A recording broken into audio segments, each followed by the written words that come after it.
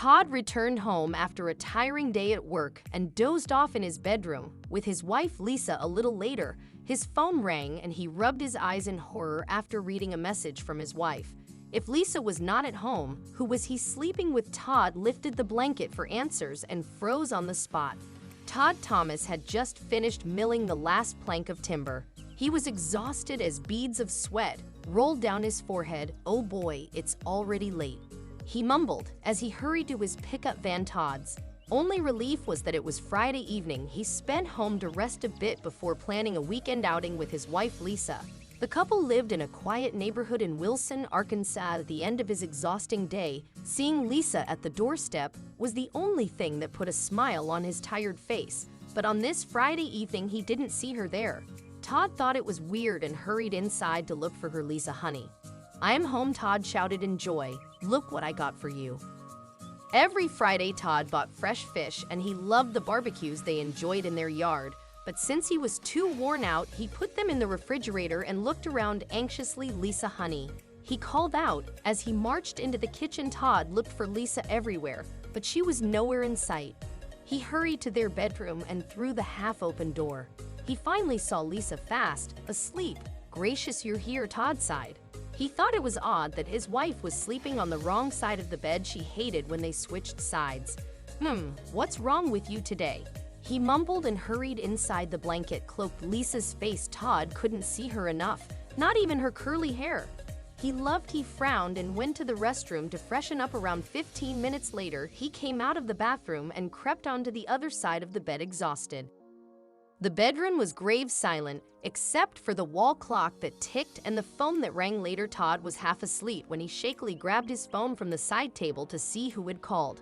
But it was a text message from Lisa. "Honey, are you home yet? I will be a bit late, but don't worry, Mary is with me. Love you." Todd rubbed his sleepy eyes and saw the time. It was 7:45 p.m., and the message had been delivered to him just a couple of minutes ago.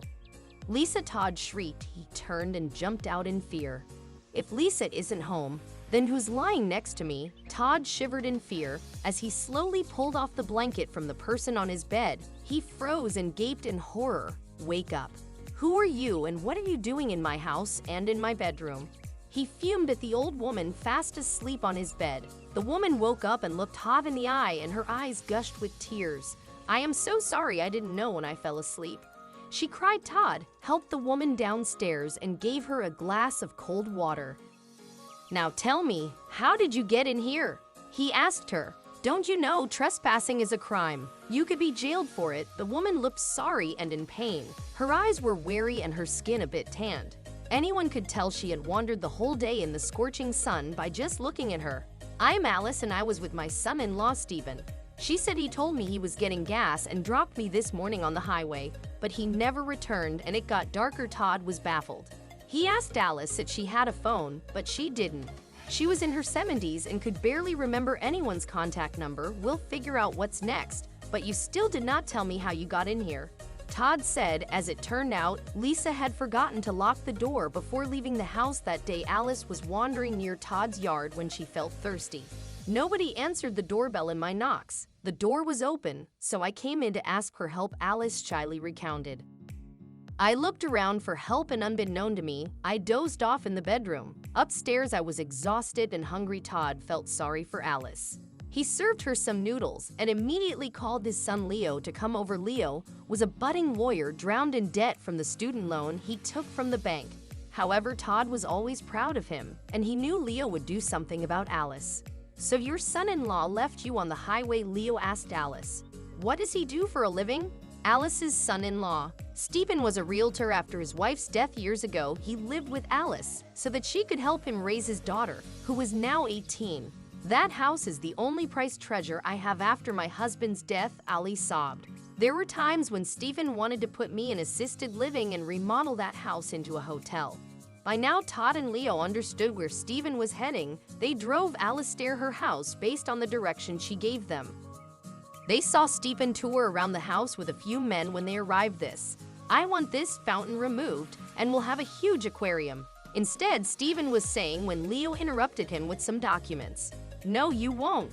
This house belongs to Mrs. Alice Cooper, and she gets to decide where the fountain goes." Mr. Stephen, he shattered from the hallway. Stephen was shocked to see his mother-in-law back home. He trembled. "Who are you and what rights do you have in my house?"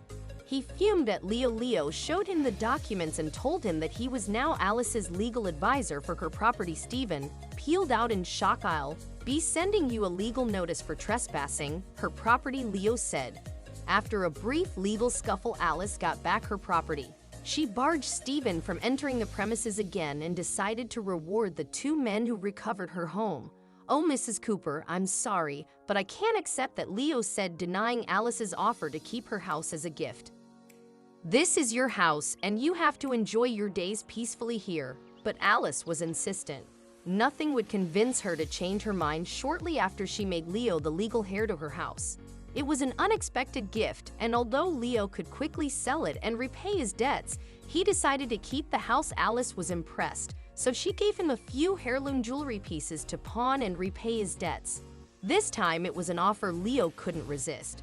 "I will retrieve them very soon," he promised. Todd and Leo helped Alice hire housekeepers to take care of the property and offered her to move in with them. Although she was reluctant at first, she agreed. "You know you would make a great grandma for my kid," Leo told Alice as he patted her on their way home. "Oh, Dad, by the way, Amy's pregnant," he added, and the three laughed their hearts out. From that day onward, they took Alice under their wing. She stayed 3 days at Todd's house and spent the rest of the week with Leo and his wife Amy.